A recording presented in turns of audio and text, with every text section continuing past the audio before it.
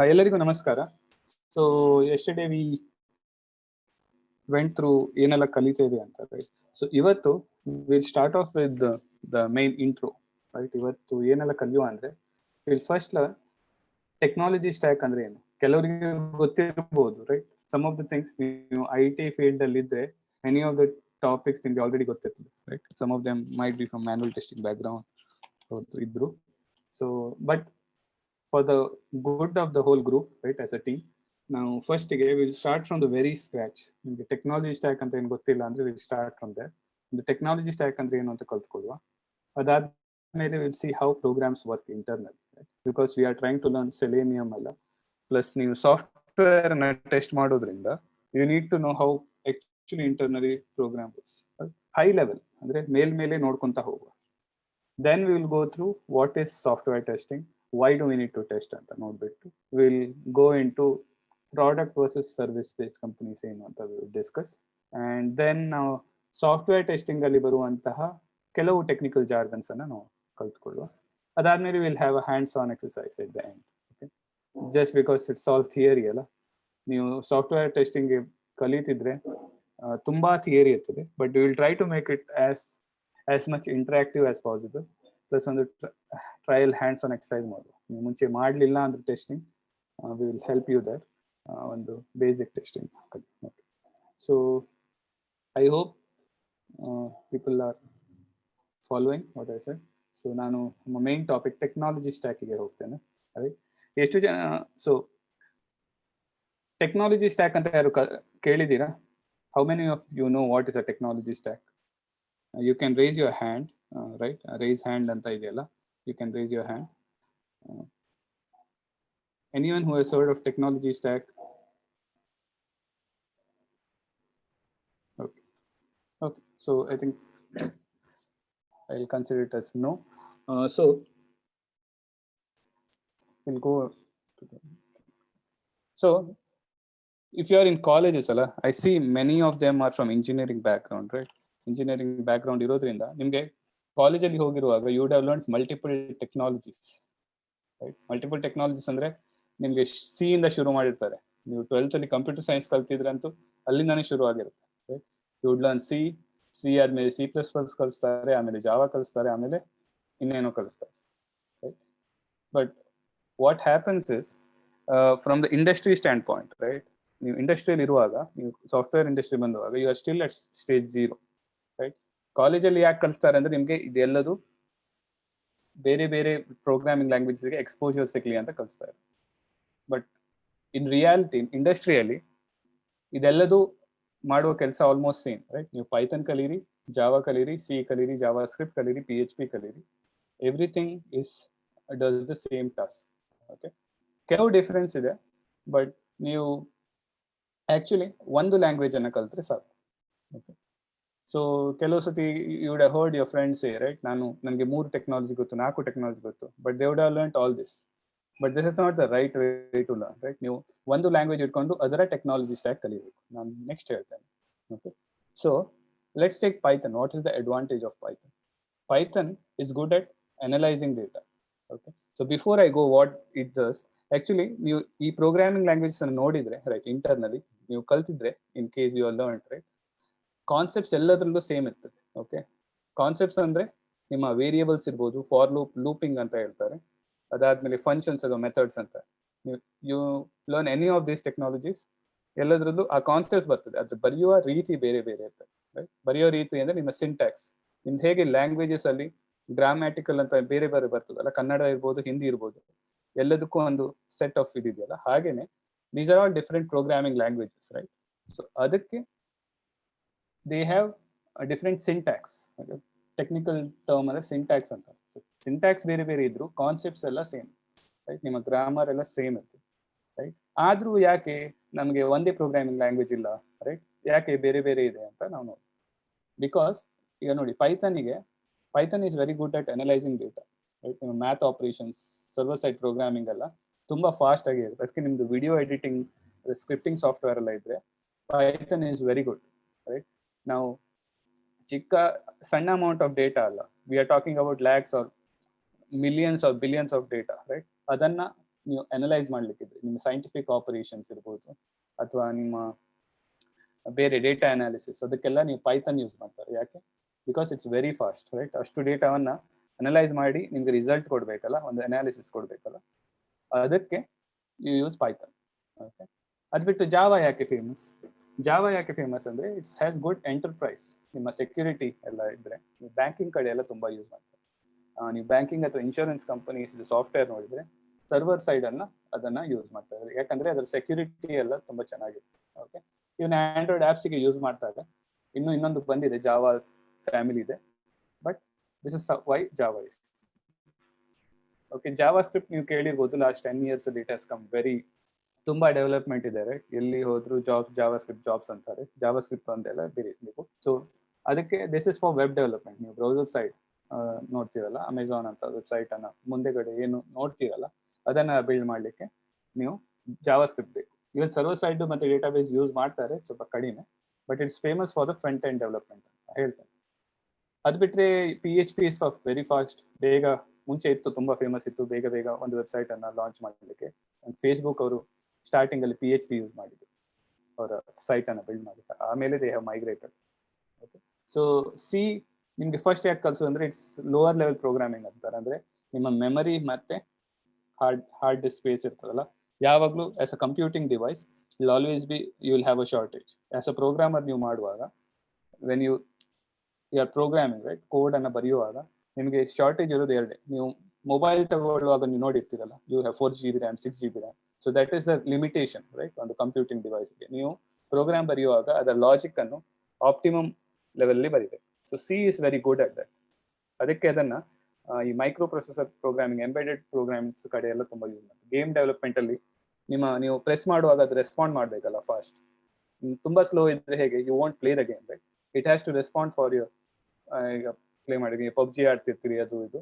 So ಅದಕ್ಕೆ they normally use C, ತುಂಬಾ ಬೇಗ ರೆಸ್ಪಾನ್ಸ್ ಸಿಗ್ತೀವಿ, ರೈಟ್? ಯಾಕಂದ್ರೆ ಡೈರೆಕ್ಟ್ಲಿ ಲೋವರ್ ಲೆವೆಲ್ ಪ್ರೋಗ್ರಾಮಿಂಗ್ ಅದು, and it's very fast for these things. Okay, but Python ಏನ್ ಅಡ್ವಾಂಟೇಜ್ ಅಂದ್ರೆ, Python is very easy to learn. ತುಂಬಾ ಈಸಿ.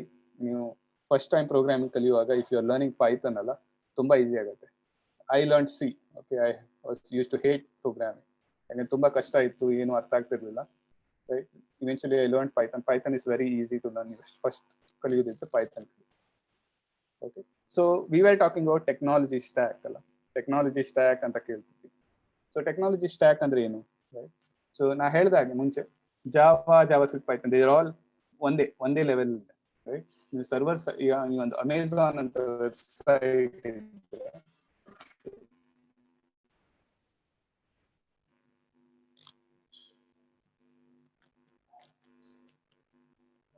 ಅಮೆಝಾನ್ ಅಂತ ವೆಬ್ಸೈಟ್ ಇದ್ರೆ, ಈಗ ನೋಡ್ತಿದ್ದೀರಲ್ಲ, this is a browser, right? Chrome browser. ಇದು front end. ನಾನು ಇಲ್ಲಿ ಏನಾದ್ರು ಕ್ಲಿಕ್ ಮಾಡಿದ್ರೆ ಅಥವಾ ಸೈನ್ ಇನ್ ಆಗ್ಲಿಕ್ಕೆ ಹೋದ್ರೆ, ರೈಟ್, ಸೈನ್ ಇನ್ ಆಗುವಾಗ it will take your request to server, right? ಆ ಸರ್ವರಿಗೆ ಹೋಗೋದು this is back end. Okay, so ನೀವು ಫ್ರಂಟ್ ಎಂಡ್ ಇರೋದೆಲ್ಲ, this is one of the technology. HTML, CSS, JavaScript is a front end developer, separate developer ಇರ್ತಾರೆ. ಇನ್ನು back end ಅಲ್ಲಿ you have JavaScript, Python ಮತ್ತೆ PHP, ಬೇರೆ, right? ಯಾವುದೋ ಒಂದರಲ್ಲಿ ಇರ್ತದೆ. ಓಕೆ, ಈಗ ನೀವು ಜಾವಾ ಪ್ರೋಗ್ರಾಮಿಂಗ್ ಅಲ್ಲಿ, ಈಗ ಬ್ಯಾಂಕಿಂಗ್ ಅಪ್ಲಿಕೇಶನ್ ಜಾವಾ ಬರೆದು ನೀವು ಸ್ಪ್ರಿಂಗ್ ಅಂತ ಒಂದು ಪ್ರೋಗ್ರಾಮಿಂಗ್ ಫ್ರೇಮ್ ವರ್ಕ್ ಇರ್ತದೆ, ಅದರಲ್ಲಿ ಬರೆದಿರ್ತಾರೆ. ಅದು ಬಿಟ್ರೆ ಈಗ ನೀವು ಕೆಲವು ಸೈಡ್ ಜಾವಾಸ್ಕ್ರಿಪ್ಟ್, ಕೆಲವು ಕಂಪನೀಸ್ ಜಾವಾಸ್ಕ್ರಿಪ್ಟ್ ಯೂಸ್ ಮಾಡ್ತಾರೆ, ಮಾಡರ್ನ್ ಕಂಪನಿ ಎಲ್ಲ. ಅದಾದ್ಮೇಲೆ ಅದರ ಮೇಲೆ Node.js ಅಂತ ಇರ್ತದೆ. ನೀವು ಕಲಿಯೋದಾದ್ರೂ, ಇನ್ ಕೇಸ್ ಇನ್ ಫ್ಯೂಚರ್ ನಿಮಗೆ ಡೆವಲಪ್ಮೆಂಟ್ ಇಷ್ಟ ಆಯ್ತು ಅಂದ್ರೂ, ನೀವು ಒಂದು ಸ್ಟ್ಯಾಕ್ ಅನ್ನ ಯೂಸ್ ಮಾಡ್ತಾರೆ. ಅದಕ್ಕೆ ಟೆಕ್ನಾಲಜಿ ಸ್ಟ್ಯಾಕ್ ಅನ್ನೋದು. ನೀವು ಪೈಥಾನ್ ಕಲ್ತ್ರೆ ಅದ್ರ ಮೇಲೆ ಜಾಂಗೋ ಕಲಿಬೇಕು. You don't go and learn Java, right? Or don't go and learn PHP. JavaScript has own, ಗೊತ್ತಾಯ್ತಾ? ಸೊ ಬ್ಯಾಕ್ ಎಂಡ್ ಡೆವಲಪರ್ ಏನಾದ್ರು ಮುಂದೆ ಆಗೋ ಪ್ಲಾನ್ ಇದೆ, you have to learn Python ಜೊತೆ ಜಾಂಗೋ ಅಥವಾ ಫ್ಲಾಸ್ಕ್ ಅಂತ. That is a framework, ಆಯ್ತಾ? ಬರೆಯೋದೆಲ್ಲ ಪೈಥಾನ್ ಲ್ಯಾಂಗ್ವೇಜ್ ಅಲ್ಲೇ, ಆದ್ರೆ ಇದು it has a set of rules. ಇದೆಲ್ಲ ಫ್ರೇಮ್ ವರ್ಕ್ಸ್ ಅಂತಾರೆ. ನೀವು ಒಂದು ಪ್ರೋಗ್ರಾಮಿಂಗ್ ಲ್ಯಾಂಗ್ವೇಜ್ ಕಲ್ತ ಮೇಲೆ you need to learn a framework to be a developer. Okay, so Python ಕಲ್ತು ಅದರ ಮೇಲೆ you are learning Django, where you write it in Python language ಅಲ್ಲಿ ಬರೀತೀರಿ, ಆದ್ರೆ ಸರ್ವರ್ ಸೈಡ್ ಪ್ರೋಗ್ರಾಮಿಂಗ್ ಇದು ಪೈಥಾನ್ ಇದೆ. ಜಾವಾಗೆ ಇಫ್ ಯು ನೋ ಸ್ಪ್ರಿಂಗ್ ಅಂತ ಒಂದು ಫ್ರೇಮ್ ವರ್ಕ್ ಬರ್ತದೆ, ಅದು ಕಲಿತೀವಿ. ಜಾವಾ ಸ್ಕ್ರಿಪ್ಟಿಗೆ Node.js ಅಂತ ಬರ್ತದೆ.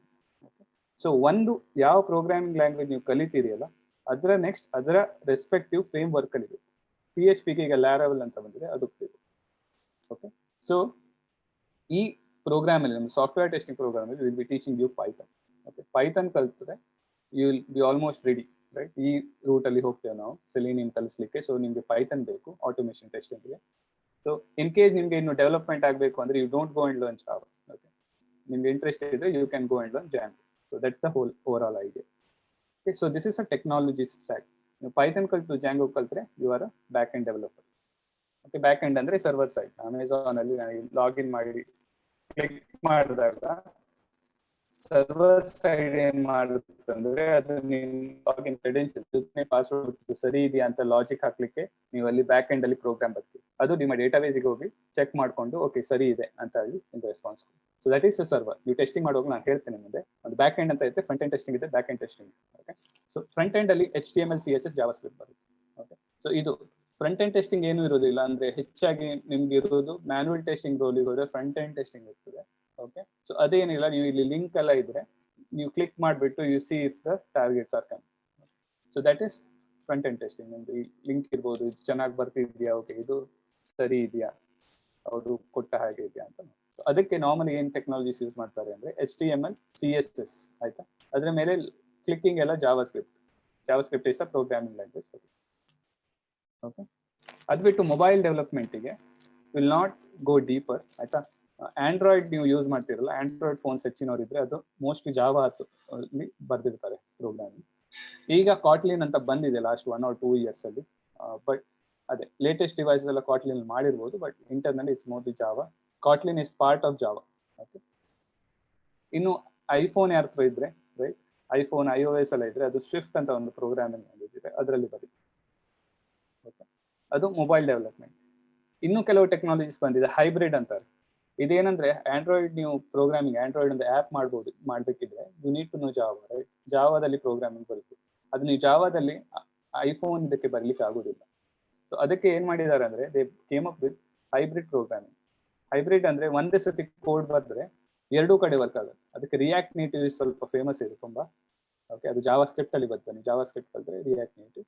ಇಲ್ಲಿ ಡಾಟ್ ಪ್ರೋಗ್ರಾಮಿಂಗ್ ಅಂತ ಇದೆ, ಫ್ಲಟರ್ ಅಂತ ಒಂದು ಇನ್ನೊಂದು ಬಂದಿದೆ ಹೈಬ್ರಿಡ್. ಇವೆಲ್ಲ this is like one set code ಬರೆದ್ರೆ it run for both application. But ಇದರದ್ದೇ ಆದ ನೆಗೆಟಿವ್ಸ್ ಇದೆ, ರೈಟ್? ಸಮ್ಟೈಮ್ಸ್ ಸ್ಲೋ ಇರ್ತದೆ, ರೈಟ್? ಸ್ಲೋ ಇರ್ತದೆ ಯಾಕಂದ್ರೆ ಇಂಟರ್ನಲಿ ಕನ್ವರ್ಟ್ ಮಾಡ್ಬೇಕಲ್ಲ ಇದನ್ನ. ದಟ್ಸ್ ವೈ ಸ್ವಲ್ಪ ಸ್ಲೋ ಇದೆ, depends on the application. But this overall idea is ನಿಮ್ಗೆ ಒಂದು ಎಕ್ಸ್ಪೋಜರ್ ಸಿಕ್ಕಿದೆಯಲ್ಲ, ಯಾವ ಲ್ಯಾಂಗ್ವೇಜ್ ಯಾವ ಟೆಕ್ನಾಲಜಿ ಎಲ್ಲಿ ಬರ್ತದೆ ಅಂತ. ಸೊ ಇದಕ್ಕೆ ಯು ಸಿ ಮೊಬೈಲ್ ಅಪ್ಲಿಕೇಶನ್ ಬರಬೇಕಿದ್ರೆ ನೀವು ಜಾವಾ ಕಲ್ತು ಆಂಡ್ರಾಯ್ಡ್ ಕಲಿಬೇಕಾಗ್ತದೆ.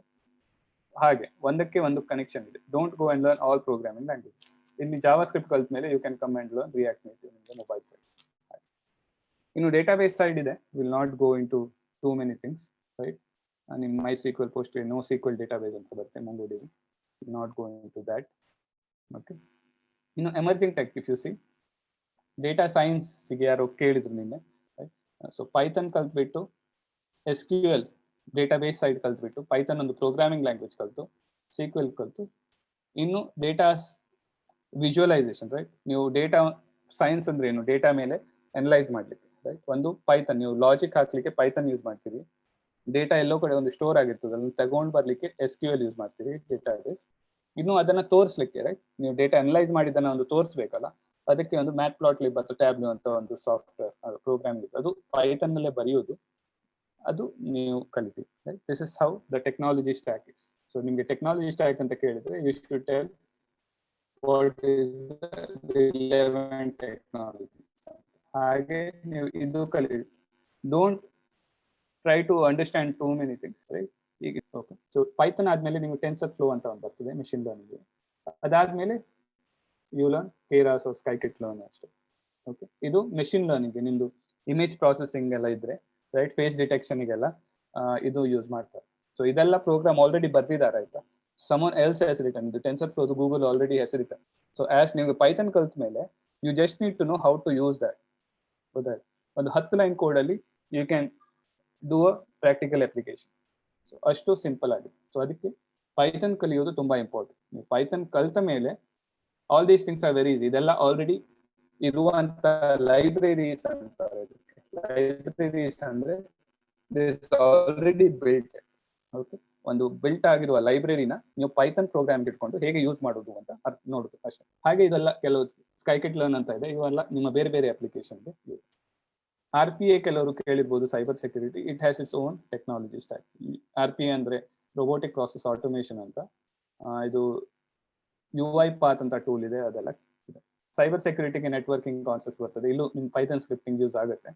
ಮತ್ತೆ ಆಪರೇಟಿಂಗ್ ಸಿಸ್ಟಮ್ ಕಾನ್ಸೆಪ್ಟ್ಸ್ ಅನ್ನು ನೋಡ್ತೀವಿ.